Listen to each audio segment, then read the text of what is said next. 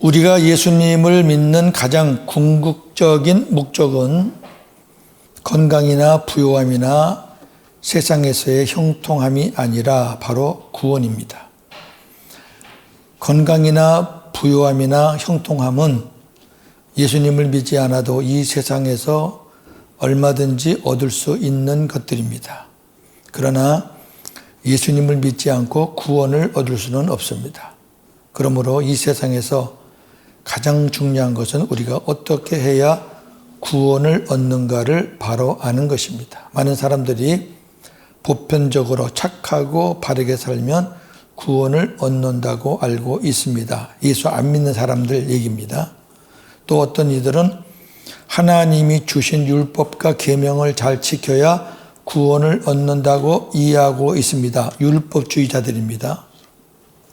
그러나 성경은 사람이 율법이나 계명을 지킴으로 구원을 얻는 것이 아니라고 말씀합니다. 그렇다면 율법으로 구원을 얻을 수 없는데 하나님께서 율법을 왜 주셨을까 하는 궁금증이 생기게 됩니다. 아버지와 놀던 아이가 물에 빠졌습니다. 아이는 아버지에게 살려달라고 외쳤습니다. 그러자 아버지는 아들에게 한 가지 조건을 제시합니다. 십계명을 지킨다고 약속하면 살려주고 그렇지 않으면 살려주지 않겠다. 아이는 다급한 김에 십계명을 지키겠다고 약속하고 건짐을 받았습니다. 이 아버지가 아이의 친아버지가 맞나요? 아닙니다. 왜냐하면 친아버지라면 물에 빠진 아이에게 아무것도 요구하지 않았을 것이기 때문입니다. 십계명을 지키는 것은 건진 후의 문제이지 구원의 조건이 될 수는 없습니다. 만일 하나님 아버지가 우리에게 너희가 십계명을 지키겠다고 약속하면 내가 구원해 주겠다고 말씀하셨다면 그분은 우리의 친아버지가 아닙니다. 이는 불가능한 것을 우리가 십계명을 완벽하게 지킨다는 것은 불가능한 거잖아요. 불가능한 것을 가능한 것처럼 속여 인간에게 무거운 짐을 지워 힘들게 살게 하다가 결국 멸망으로 인도하려는 사탄의 수법일 뿐입니다. 율법을 지켜야 구원을 얻는다는 가르침 속에는 사탄의 의도가 숨어 있습니다. 왜냐하면 율법을 지킬 수 있는 사람이 아무도 없기 때문입니다. 시편 143편 2절 주의 종에게 심판을 행하지 마소서 주의 눈앞에는 의로운 인생이 하나도 없나이다. 기억하십시오. 율법을 행함으로 구원받으려고 하는 자들은 사탄의 속임수에 빠진 자들입니다. 자, 19절에서 20절은 율법의 기능입니다. 로마서 3장 19절 20절 우리가 알거니와 율법이 말하는 바는 율법 아래에 있는 자들에게 말하는 것이니 이는 모든 입을 막고 온 세상으로 하나님의 심판 아래에 있게 하려 함이라. 그러므로 율법의 행위로 그의 앞에 의롭다 하심을 얻을 육체가 없나니 율법으로는 죄를 깨달음이니라. 아멘. 율법의 기능 세 가지 보겠습니다. 첫째, 죄를 깨닫게 하고 죄를 드러내게 합니다. 유대인들은 하나님으로부터 율법을 받았다는 것을 자랑스럽게 여겼습니다. 그들은 하나님의 말씀인 율법을 갖고 있기 때문에 하나님의 심판에서 제외된다고 믿었습니다. 그러나 율법은 하나님의 진노를 막는 방패가 아니라 사람들이 자신의 죄를 알게 하는 것입니다. 하나님은 인간들로 하여금 죄를 깨닫게 하기 위해서 율법을 주셨습니다. 로마서 3장 20절 다시 봅니다. 그러므로 율법의 행위로 그의 앞에 의롭다 하심을 얻을 육체가 없나니 율법으로는 죄를 깨달음이니라. 아멘. 로마서 4장 15절 율법은 진노를 이루게 하나니 율법이 없는 곳에는 범법도 없는. 아멘. 율법이 없는 곳에는 범법도 없다는 얘기는 율법이 없으면 무엇이 죄인지를 알지 못한다고 말이에요. 그러니까 죄를 범하는 것도 없어요. 율법이 없어요. 왜? 기준이 없으니까. 로마서 5장 13절 죄가 율법 있기 전에도 세상에 있었으나 율법이 없었을 때에는 죄를 죄로 여기지 아니하였느니라. 같은 말씀이죠. 갈라디아 3장 19절 그런즉 율법 범법함으로 더하여진 것이라. 병원에 가면 먼저 자신의 병명을 알기 위해서 여러 가지 진단을 받습니다. 그리고 진단 결과에 따라 치료를 받게 됩니다. 영적인 문제도 마찬가지입니다. 하나님 앞에서 자신이 죄인이라는 사실을 깨달아야 하나님의 치유와 구원이 시작됩니다. 두 번째 율법의 기능입니다. 그리스도에게로 인도하는 몽학선생, 초등교사입니다. 하나님의 한 의인 그리스도가 오실 때까지 하나님의 의인은 하나예요. 왜? 그리스도니까. 오실 때까지 그리스도에게로 인도하는 초등교사입니다. 로마서 3장 21절 22절 이제는 율법 외에 하나님의 한 의가 나타났으니 율법과 선지자들에게 증거를 받은 것이라. 곧 예수 그리스도를 믿음으로 말미암아 모든 믿는 자에게 미치는 하나님의 의인이 차별이 없느니라. 아멘. 한 의가 나타났는데 그 한 의가 예수 그리스도를 믿는 믿음으로 나타나는 건데 그 의는 차별이 없다. 유대인이든 헬라인이든 남녀노소 빈부 귀천 아무 차별이 없어요. 누구든지 예수 그리스도를 믿는 믿음만 있으면 그 하나님의 한 의가 나타나서 구원을 하는 거죠. 갈라디아서 3장 23절에서 25절 믿음이 오기 전에 우리는 율법 아래 매인 바 되고 계시될 믿음의 때까지 갇혔느니라. 이같이 율법이 우리를 그리스도께로 인도하는 초등교사가 되어 우리로 하여금 믿음으로 말미암아 의롭다함을 얻게 하려 함이라. 믿음이 온 후로는 우리가 초등교사 아래에 있지 아니하도다. 아멘. 믿음이 오기 전에는 저와 여러분들이 초등교사 아래에 있었어요. 율법 아래에 있었다고 말해요. 주님이 우리 안에 오시기 전에는 당연히 우리는 율법 아래에 있었죠. 우리가 목사였지만은 율법 아래에서 목회했잖아요. 주님이 나의 머리가 되시기 전까지는 다 율법이 우리 머리가 됐었잖아요. 그 율법을 다루는 놈은 그 놈이거든요. 몰랐었죠. 근데 주인이 바뀌었잖아요. 이제 그리스도가 우리 머리가 됐잖아요. 그러면 초등교사는 물러가는 거죠. 근데 믿음이 온 후에도 주님이 머리가 된 후에도 우리가 율법 아래에서 산다 그러면은 이거 문제가 있죠.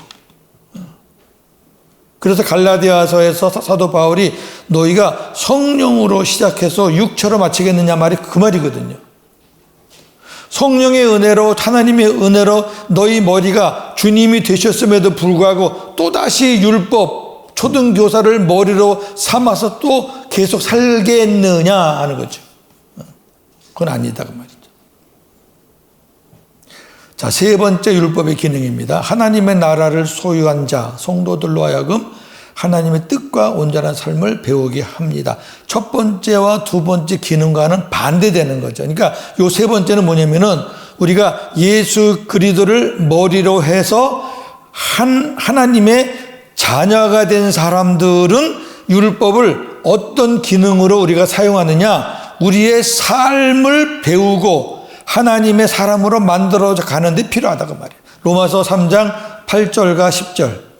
피차 사랑의 빛 외에는 아무에게든지 아무 빛도 지지 말라. 남을 사랑하는 자는 율법을 다 이루었느니라.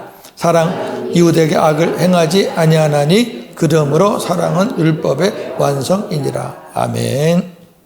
갈라디아 5장 13절 14절 형제들아 너희가 자유를 위하여 부르심을 입었으니 그러나 그 자유로 육체의 기회를 삼지 말고 오직 사랑으로 서로 종노릇하라. 온 율법은 네 이웃 사랑하기를 네 자신같이 하라 하신 한 말씀에서 이루어졌나니.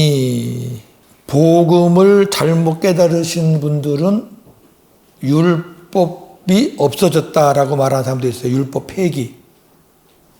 그리고 복음이 된 사람들은 무율법, 율법 없이도 살 수 있다. 그러나 예수님이 분명히 말씀하셨어요. 내가 율법을 폐하러 오지 않았다. 율법의 어떤 기능과 모든 것들을 완전하게 하기 위해서 왔다. 그 완전이 바로 사랑으로 완성되는 거잖아요.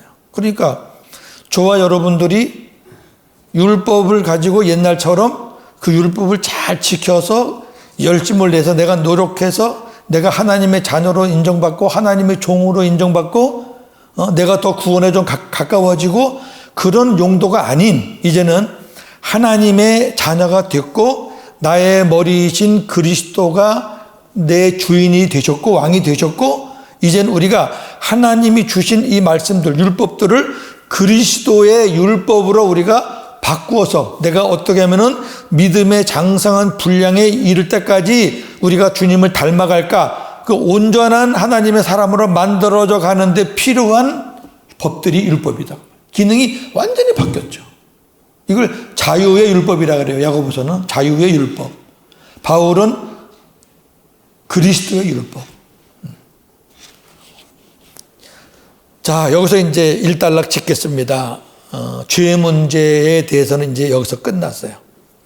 지금까지 우리는 죄에 대해서 참으로 길게 말하였습니다. 로마서 1장부터. 그것은 죄의 문제를 해결짓고 구원의 영광을 얻기 위한 목적이었습니다. 예수 그리스도께서 오심으로 전에는 율법 아래에 있었던 우리가 이제는 그리스도의 의 안에 들어오게 되었고 옛 언약에서 새 언약 아래로 바뀌게 되었습니다. 21절에서 23절 하나님의 한 의가 나타납니다. 이제는 시작. 이제는 율법 외에 하나님의 한 의가 나타났으니 율법과 선지자들에게 증거를 받은 것이라. 곧 예수 그리스도를 믿음으로 말미암아 모든 믿는 자에게 미치는 하나님의 의인이 차별이 없느니라. 모든 사람의 죄를 범하였음에 하나님의 영광에 이르지 못하더니. 로마서 1장 18절부터 3장 20절까지는 하나님을 떠나 버림받은 상태, 하나님의 진노 아래에 있던 상태, 율법을 받고도 그 율법을 지킬 능력이 없어서 율법 없는 자보다 더 큰 정죄를 받을 수밖에 없던 상태에 있었는데 3장 21절에서 하나님의 한 의가 나타난 것입니다. 이는 참으로 엄청난 사건입니다. 오늘 본문에 믿음이라는 단어와 의라는 단어가 많이 나옵니다. 믿음으로 구원을 얻고 의를 얻는다는 것은 복음의 기쁜 소식이 아닐 수 없습니다. 무능한 인간의 행함을 요구하시지 않고 그리스도를 믿으라고 하십니다. 그것은 하나님이 마련하신 새로운 길이요, 새로운 시대입니다.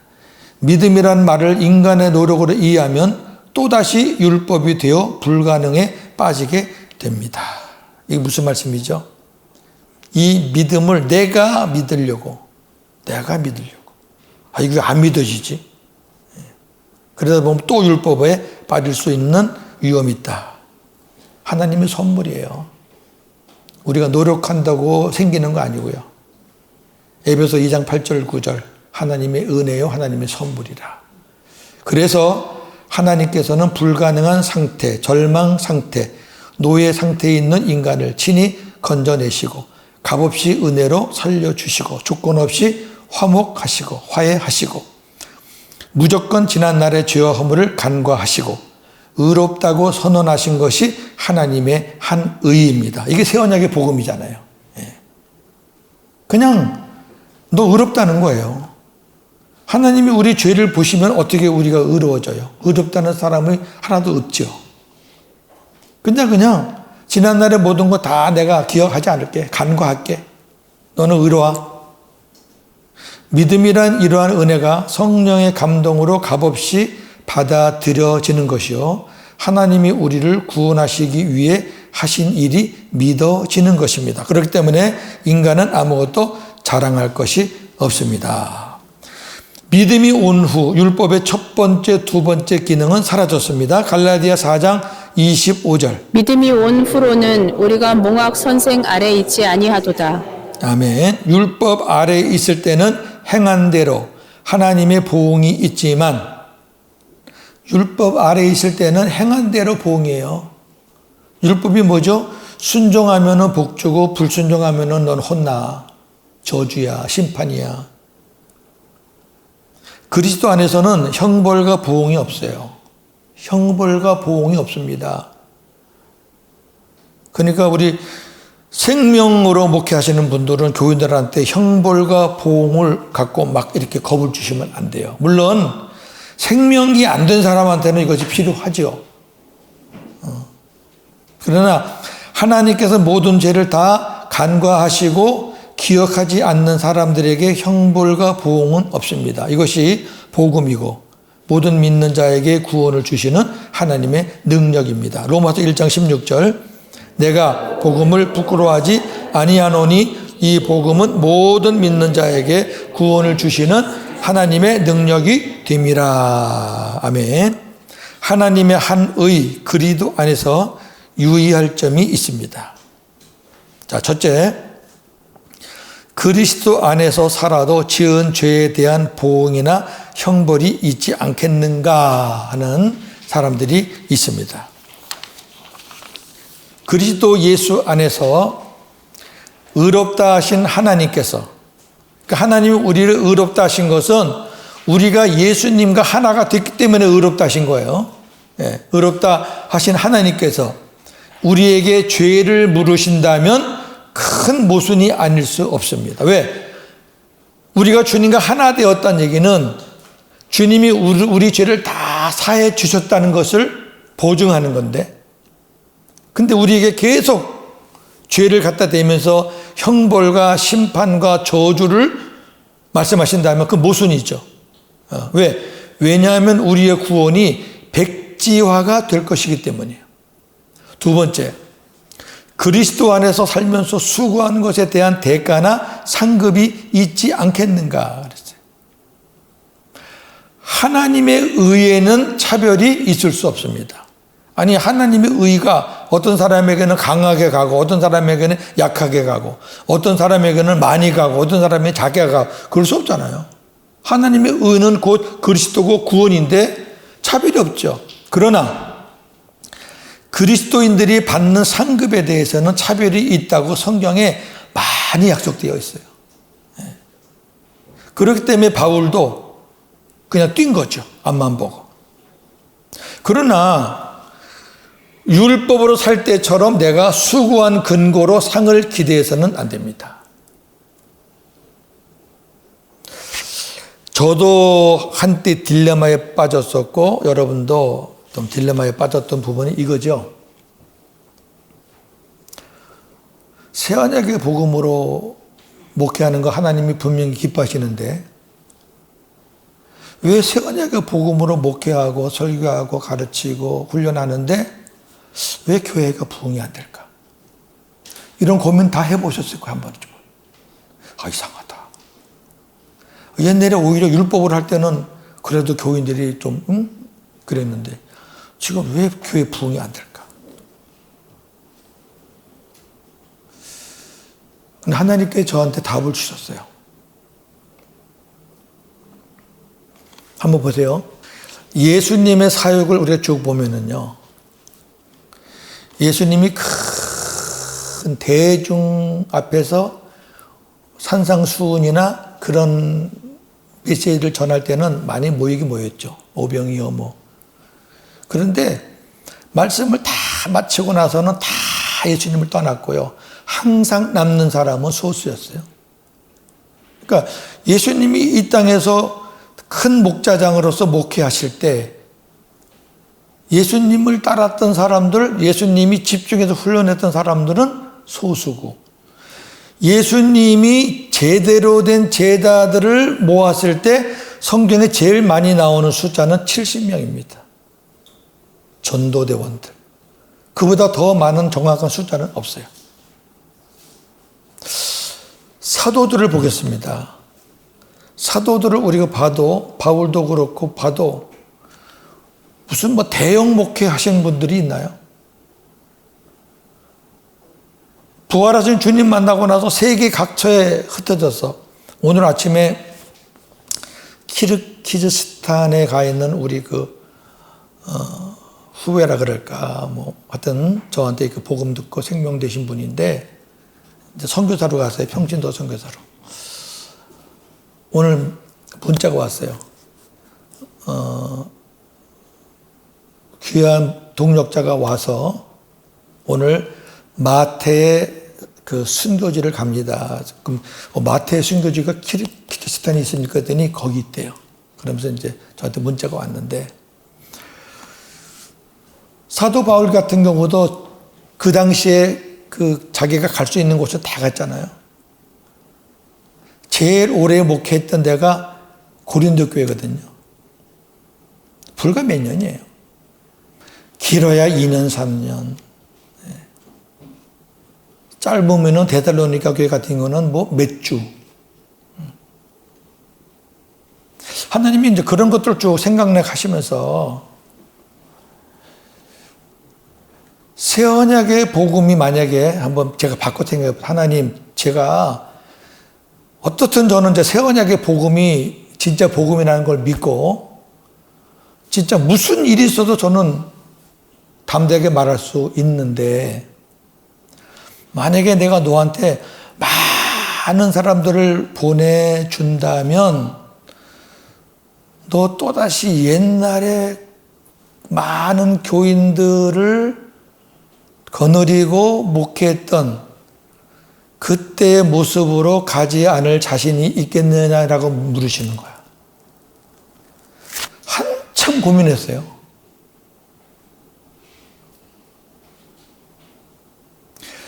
저는 그래서 하나님이 저와 여러분들의 목회지에 1명을 주시든 5명을 주시든 10명을 주시든 50명을 주시든 중요한 거는 하나님이 나에게 맡겨주신 그 생명들에게 진짜 올바른 복음을 전하고 가르치고 심어줘서 하나님 백성으로 만들어서 같이 천국에 가는 거. 이게 제일 크죠. 하나님께서 너 왜 이 땅에서 내 복음 가지고 10명, 20명 밖에 못하고 왔느냐. 하나님이 그렇게 책망하시는 분은 절대 아니라고 봐요. 그러니까 2달란트 받은 사람이나 5달란트 받은 사람이나 하나님의 칭찬은 토시 하나도 안 틀리고 똑같단 말이에요. 그래서 저도 그런 부분에서 고민을 한 적이 있었다는 걸 말씀을 드리고, 지금은 너무 자유로워요. 이번에 제가 2박 3일 진주 갔다 왔거든요. 진주에 생명된 사람들이 많아요. 그래서 이제 여러분 만나고 왔는데, 이제 목사 내외 앉혀놓고 몇 시간을 또 이제 복음을 전하고 나누고 토론하고 이러고 왔는데요. 자, 그 다음 봅시다. 사도 바울은 첫째 부활의 상을 받기 위해 뒤를 보지 않고 오직 주님만 바라보며 앞만 향해 달려간다고 했습니다. 우리 첫째 부활할 때 말씀을 나눈 것들입니다. 자, 그 다음 대지 24절에서 26절인데, 화목 제물로 우리를 구속하신 예수 그리스도입니다. 그리스도 예수 시작. 그리도 예수 안에 있는 속량으로 하나님의 은혜로 값없이 의롭다 하심을 얻은 자 되었느니라. 이 예수를 하나님이 그의 피로써 믿음으로 말미암는 화목 제물로 세우셨으니 이는 하나님께서 길이 참으시는 중에 전에 지은 죄를 간과하심으로 자기의 의로우심을 나타내려 하심이니 곧 이때에 자기의 의로우심을 나타내사 자기도 의로우시며 또한 예수 믿는 자를 의롭다 하려 하심이라. 아멘. 예수 그리스도의 십자가와 부활 사건은 역사적인 사실입니다. 그리고 이를 기점으로 하여 새 시대 곧 하나님의 나라가 구체적으로 시작되었습니다. 새 시대에는 십자가에서 죽으셨다가 부활하신 주님이 우리 안에 계심을 믿음으로 구원이 시작됐지만, 우리가 구속사적으로 분명하게 이해해야 할 것은 예수 그리스도를 믿고 구원받는 일은 아담 때부터 시작했다는 사실입니다. 지금도 많이 묻죠. 이순신 장군 구원 받았어요. 옛날에 몇백 년 전 사람들, 그 사람들은 구원이 없어요. 그리고 예수님 오시기 전에 사람들은 그럼 다 억울하잖아요. 이제 그런 질문을 많이 하잖아요. 근데 저나 여러분 알다시피 복음은 아담 때부터 시작됐잖아요. 아담에게 하나님이 가죽 옷을 입혀준 것은 복음의 옷을 입혀준 거고 장차 그리스도의 옷을 예표하는 거기 때문에 이미 시작된 거죠. 따라서 구약의 성도들도 율법으로 구원받은 것이 아니라 오실 그리스도의 구속의 약속을 믿음으로 구원받은 것이죠. 그것을 증명하는 책이 히브리서 11장이잖아요. 만약에 구약 성도들이 율법으로 구원받았다 그러면 한 사람도 없어요. 구원받은 사람이. 모세가 구원받았겠어요? 엘리야가 구원받았겠어요? 없어요. 받을 수가 없어요. 자, 히브리서 11장 13절. 이 사람들은 다 믿음을 따라 죽었으며 약속을 받지 못하였으되 그것들을 멀리서 보고 환영하며 그 땅에서 외국인과 나그네임을 증언하여서. 아멘. 엄청난 말씀이죠. 약속을 받지는 못했어요. 다시 말해서 그 약속은 예수 그리스도잖아요. 예수 그리스도를 만나지는 못했어요. 그러나 그 약속을 멀리서 봤어요. 그러니까 약속을 믿었다는 거죠. 그리고 환영했다는 얘기는 그것을 기쁨으로 받아들였다는 거죠. 그 받아들였다는 증거가 뭐냐? 이 땅에 살 때 우리는 외국인이요 나그네라고 증언하며 살았다는 얘기는 자기네들이 갈 곳이 있다는 걸 믿은 거죠. 여러분, 구약의 성도들은 멀리서 앞으로 자기들 살아생전에 그 일이 일어날지 안 일어날지, 자기 생전에 주님이 오실지 안 오실지, 하나님의 약속이 이루어질지 안 이루어질지 그것도 모르는 가운데 그저 그 선지자들이 전한 약속을 믿고도 소망을 가졌는데, 저와 여러분들은 우리 구약의 믿음의 선진들을 보면 부끄러운 것들이 한두 가지가 아니에요. 우리는 그 약속의 주님을 모시고 사는데, 제가 우리 교인들에게 지난주 생수 설교하면서 두 번째 했는데, 생수 구하는 것을 자꾸만 잊어버리는 것은 예수 그리스도의 은혜를 하찮게 여기는 것이다, 제가 그랬어요. 어떻게 들으면 좀 꼭 그렇게까지 얘기해야 되나? 여러분 보세요.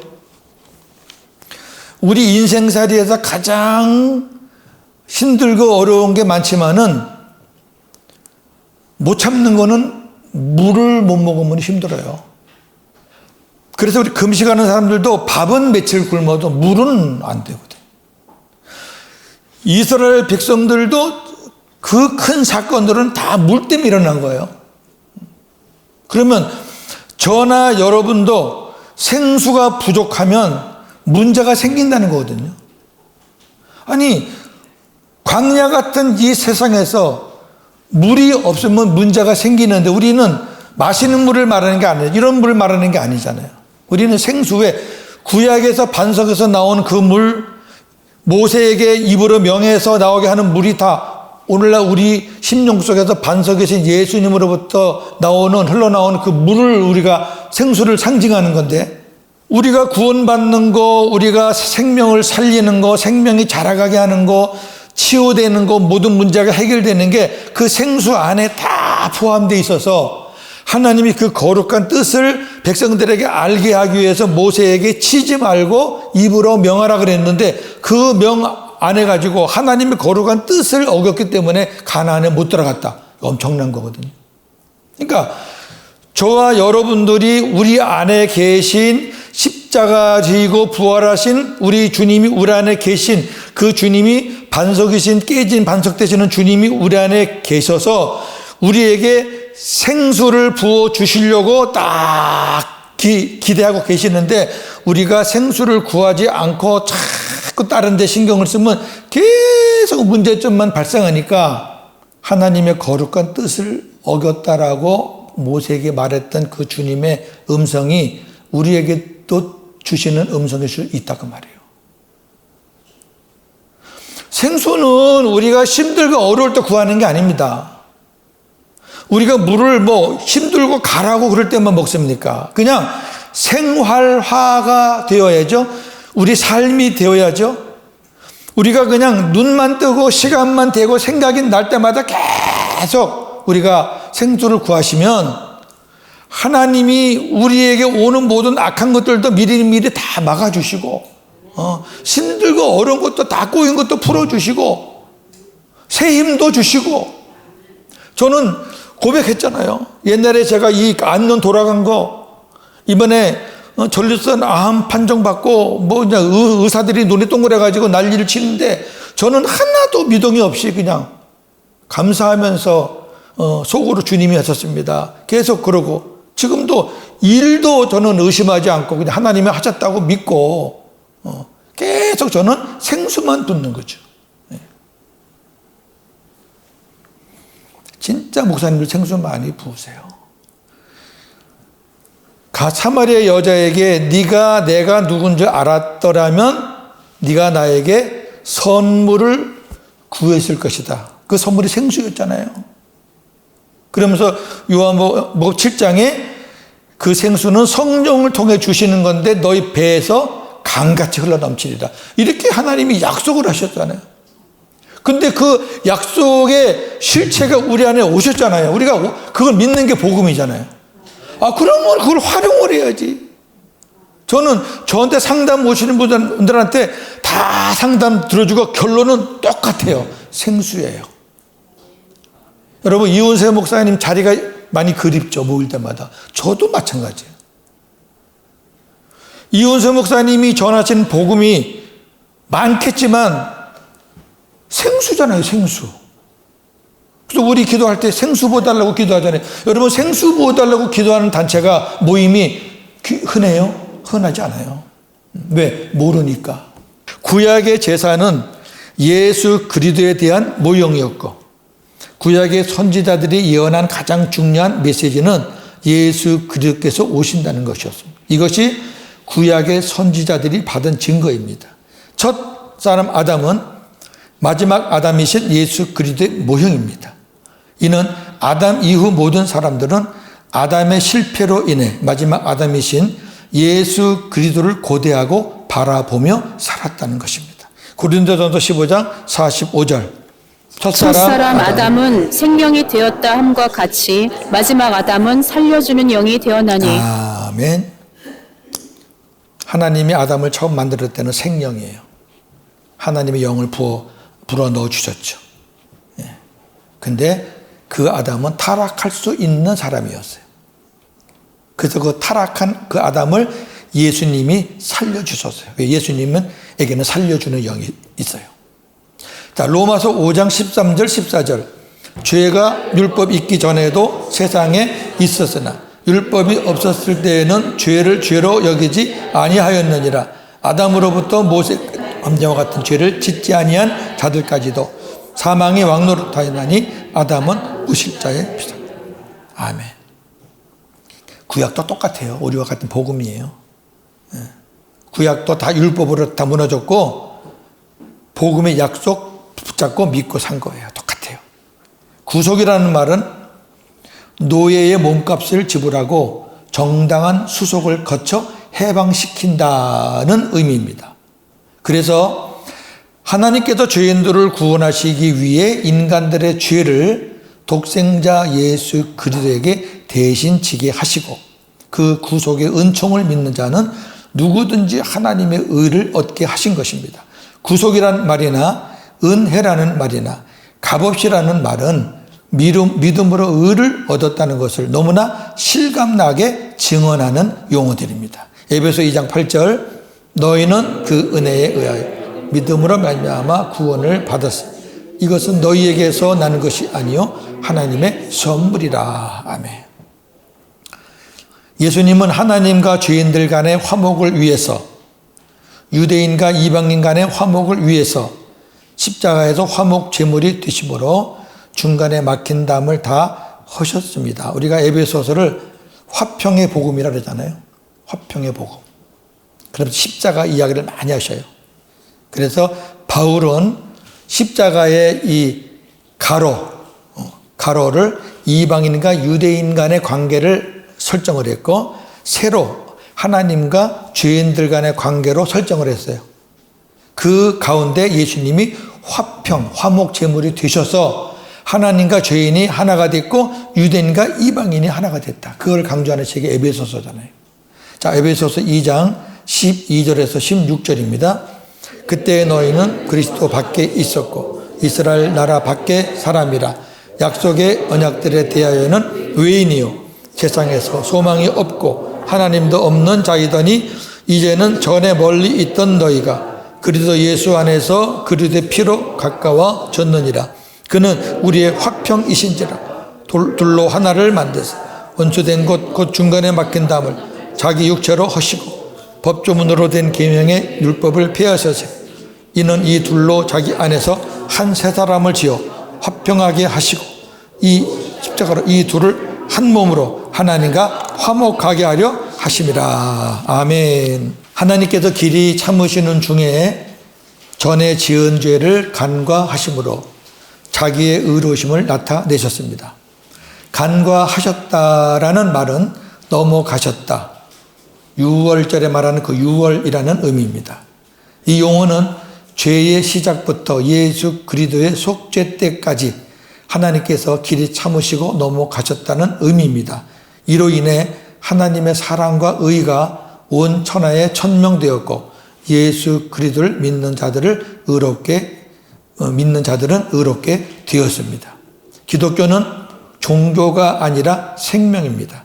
하나님의 생명을 가지신 예수 그리스도가 우리 안에 오심으로 우리가 생명을 얻은 것입니다.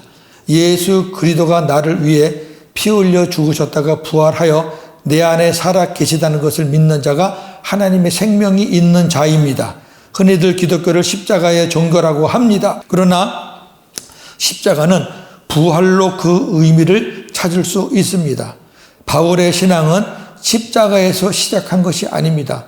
바울은 부활의 주님을 만난 후에 십자가를 알았습니다. 따라서 부활하셔서 내 안에 계시는 주님을 모르면 십자가도 모르는 것입니다. 그 무슨 말씀이냐면 주님이 내 안에 계신다는 걸 믿지 못하면서도 맨날 예수님 십자가 그 십자가는 아니에요. 복음의 십자가가 아니에요. 네. 지금도 세언약의 복음을 모르는 사람들은 계속 십자가만 얘기하죠. 네. 자, 네 번째 대지입니다. 구원은 오직 믿음으로만. 27절에서 30절 봅니다. 그런즉 자랑할 때가 어디냐 있을 수 없느니라. 무슨 법으로냐 행위로냐 아니라 오직 하나 믿음의 법으로니라. 그러므로 사람이 의롭다 하심을 얻는 것은 율법의 행위에 있지 않고 믿음으로 되는 줄 우리가 인정하노라. 하나님은 다만 유대인의 하나님이시냐 또한 이방인의 하나님은 아니시냐. 진실로 이방인의 하나님도 되시느니라. 할례자도 믿음으로 말미암아 또한 무할례자도 믿음으로 말미암아 의롭다 하실 하나님은 한 분이시니라. 아멘. 구원받은 사람은 절대로 자기를 자랑하거나 과시하지 않습니다. 아니, 그럴 수 없습니다. 왜냐하면 구원은 내 노력이 아닌 하나님의 은혜로 얻은 것, 율법의 행위가 아닌 믿음으로 얻은 것을 알기 때문입니다. 그러므로 나 같은 죄인을 구원하시는 하나님을 자랑하는 것은 옳은 일이지만 자신의 행위로 구원을 받은 양 자기 행위를 자랑하는 것은 옳지 않은 일입니다. 에베소 2장 8절 9절 너희는 그 은혜에 의하여 믿음으로 말미암아 구원을 받았으니 이것은 너희에게서 난 것이 아니요 하나님의 행위에서 난 것이 아닌 이는 누구든지 자랑하지 못하게 함이라. 아멘. 전에도 여러 번 제가 말씀드렸는데 믿음으로 말미암아 구원을 받았다. 아니 우리가 믿음을 고백하니까 구원받는 거 아니냐 이렇게 이제 말한다 그 말이에요. 근데 여기 믿음은 내 믿음이 아니라 누구 믿음이죠? 예수 그리스도의 믿음이에요. 예.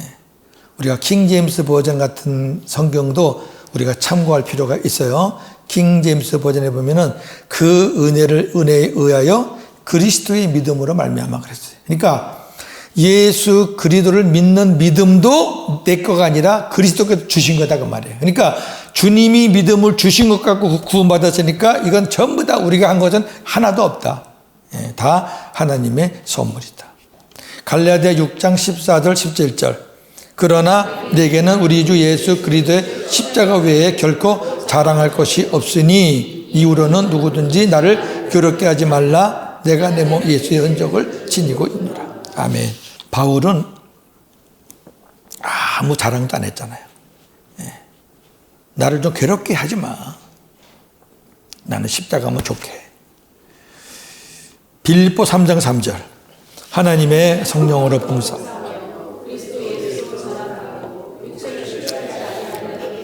아멘. 유대인들은 육신의 할례를 자랑했잖아요. 그것이 이제 하나님의 언약이라는 거죠. 근데 바울은 진정한 할례는 육신에다 하는 거 아니야. 마음에 해야 돼, 마음에. 그러니까 육체를 신뢰하지 않고 예수만 자랑하는 사람이 진정한 하나님의 자녀 성도다 그 말이죠. 유대인은 할례를 근거로 하나님이 자기들만의 하나님이라고 생각하지만 하나님은 유대인뿐 아니라 이방인의 하나님도 되십니다. 온 인류를 만드신 하나님은 한 분뿐이십니다. 갈라디아 2장 16절 20절. 사람이 의롭게 되는 것은 율법의 행위로 말미암음이 아니요 오직 예수 그리스도를 믿음으로 말미암는 줄 알므로 우리도 그리스도 예수를 믿나니 이는 우리가 율법의 행위로서가 아니고 그리스도를 믿음으로써 의롭다 함을 얻으려 함이라. 율법의 행위로서는 의롭다 함을 얻을 육체가 없느니라. 내가 하나님의 은혜를 패하지 아니하노니 만일 의롭게 되는 것이 율법으로 말미암으면 그리스도께서 헛되이 죽으셨느니라. 아멘. 그렇죠. 우리가 율법을 내세워서 내 의를 자랑하거나 내가 구원받은 걸 자랑한다 그러면은 주님께서 죽으실 필요가 없죠. 그러니까 율법주의자들과 우리 복음주의자들의 차이는 이거죠. 율법주의자들은 어떻든 그 율법을 통해서 자기 의를 자랑하는 거잖아요. 그죠? 그러니까 율법을 613개 만들어 가지고 그냥 그걸 아주 이제 지키려고 애를 쓰는 거죠. 체크해 가면서. 그래갖고 나는 300개를 지킨다, 400개를 지킨다. 그럼 그 지킨 것 가지고 자기 의의 수준을 평가하는 거죠. 이게 참 무서워요. 근데 하나님은 뭘 보시냐면은 네가 지키지 않는 거, 남은 거 그걸 한번 봐봐. 네가 100개 중에 99개 지키고 하나 못 지켜도 너는 못 지킨 거야. 그 네가 못 지킨 걸 보면서 나는 죄인이고 나는 연약하다는 걸 그걸 고백해야지. 왜 지킨 거 몇 개 가지고 네 의를 자랑하느냐 그거잖아요. 지금도 이렇게 율법주의로 사는 사람들이 꽤 많아요. 근데 복음으로 사는 사람들은 죄와 허물을 안 보잖아요. 자기 죄도 안 보지만 다른 사람의 죄도 안 보죠. 평가하거나 정죄하거나 뭐 판단하거나 그러지 않잖아요. 그저 주님께서 나에게 주신 은혜에 비해서 나는 그저 부족한 사람이니까 늘 나를 돌아보면서 연약한 부분을 하나님의 은혜로 채우는 데에 집중을 하지 우리의 눈을 다른 사람을 보는데 그렇게 사용하지 않죠. 갈라디아 5장 1절에서 6절입니다. 그리스도께서 우리를 자유롭게 하려고 자유를 주셨으니 그러므로 굳건하게 서서 다시는 종의 멍에를 매지 말라. 보라 나 바울은 너희에게 말하노니 너희가 만일 할례를 받으면 그도께서 너희에게 아무 유익이 없으리라. 각 사람에게 다시 증언하노니 그 율법 전체를 행할 의무를 가진 자라. 율법 안에서 의롭다함을 얻으라는 너희는 그들에게서 끊어지고 은혜에서 떨어진 자로다. 우리가 성령으로 믿음을 따라 의의 소망을 기다리노니 그도 예수 안에서는 할례나 무할례나 효력이 없으되 사랑으로서 역사하는 믿음뿐이니라. 아멘. 제가 조금 아까 말씀드린 그 내용이 다 여기 있네요. 할례자인 유대인이든 무할례자인 이방인이든 오직 믿음으로만 구원을 받을 수 있습니다. 갈라디아 6장 15절. 할례나 무할례가 아무것도 아니로되 오직 새로 지으심을 받는 것만이 중요하니라. 아멘. 자, 마지막 5번째 대지 31절입니다. 율법의 이제 3번째 기능, 믿음으로 율법을 굳게 세우는 부분입니다. 31절 봅니다. 그런즉 우리가 믿음으로 말미암아 율법을 파기하느냐? 그럴 수 없느니라. 도리어 율법을 굳게 세우느니라. 아멘. 예. 자, 아래의 이론들을 살펴보며 비교해 보시기 바랍니다. 율법주의, 율법을 행함으로 구원을 받는다는 것과 구원을 받음에 있어서 믿음이나 은혜만으로는 부족하니 인간의 공로와 수고를 덧붙여야 구원을 받는다는 것. 이렇게 가르치는 분들이 많아요. 저나 여러분도 본의 아니게 이렇게 가르쳤던 적이 있었어요. 특히 말 안 듣는 교인들 길들일 때. 두 번째, 율법 폐기, 율법 무용주의가 있습니다. 믿음으로 구원받은 자에게는 더 이상 율법이 필요 없고 믿음으로 구원받은 자는 더 이상 율법을 지킬 필요가 없다. 율법 자체도 필요 없고 율법을 지킬 필요도 없다. 대단히 위험하죠. 구원파죠, 구원파. 그와 비슷한. 사실 구원파가 받은 구원이 주님이 말씀하시는 온전한 구원일까요? 아니에요. 이 사람들이 말하는 믿음으로 구원받은 자에게는 율법도 필요 없고 율법을 지킬 필요가 없다고 주장하는 사람들이 진짜 믿음으로 구원받았을까요? No. 안 받은 거예요. 진짜 구원받아도 주님이 안에 계시는 사람이 이런 말을 할 수 있을까요? 못해요. 구원 후 율법주의. 믿음으로 구원받은 자는 율법을 더 잘 지켜야 한다는 것. 저와 여러분들은 여기에 빠질 수 있어요. 사랑하는 성도님들, 여러분 옛날에 율법으로 살 때 율법을 지켰잖아요.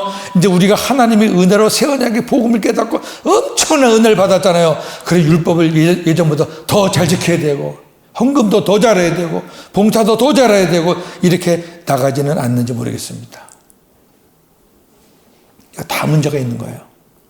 복음주의는 복음이신 예수 그리스도 안에서 성령의 은혜로 율법을 지키며 사는 것입니다. 할렐루야.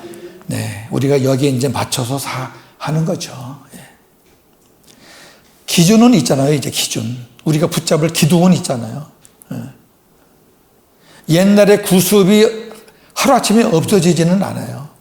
저도 모르게 뿔뚝뿔뚝 나올 때 있어요. 예. 그거하고 싸우는 거죠. 믿음이 있어도 율법을 행하여야 온전한 구원이 이루어지나요? 또 율법이 있는 사람에게는 믿음이 있는 사람에게는 더 이상 율법이 필요 없나요? 믿음으로 구원받은 자는 율법을 안 지키고 제 마음대로 살아도 되나요? 아까 말씀한 거를 정리해 드리는 거예요, 지금. 요 이론들을. 아닙니다. 믿음과 율법은 모순 관계에 있지 않습니다. 예수님은 이 땅에 오신 목적을 이렇게 말씀하셨습니다. 마태복음 5장 17절 18절. 내가 율법이나 선지자를 폐하러 온 줄로 생각하지 말라. 폐하러 온 것이 아니요 완전하게 하려 함이라. 진실로 너희에게 이르노니 천지가 없어지기 전에는 율법의 1.1획도 결코 없어지지 아니하고 다 이루리라. 아멘. 천지가 없어진다는 얘기는 주님이 마지막 오실 때를 얘기하는 거잖아요.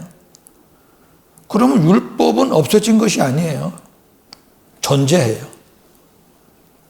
그러니까 믿음은 율법을 폐하는 것이 아니라 오히려 율법을 세우는 거다.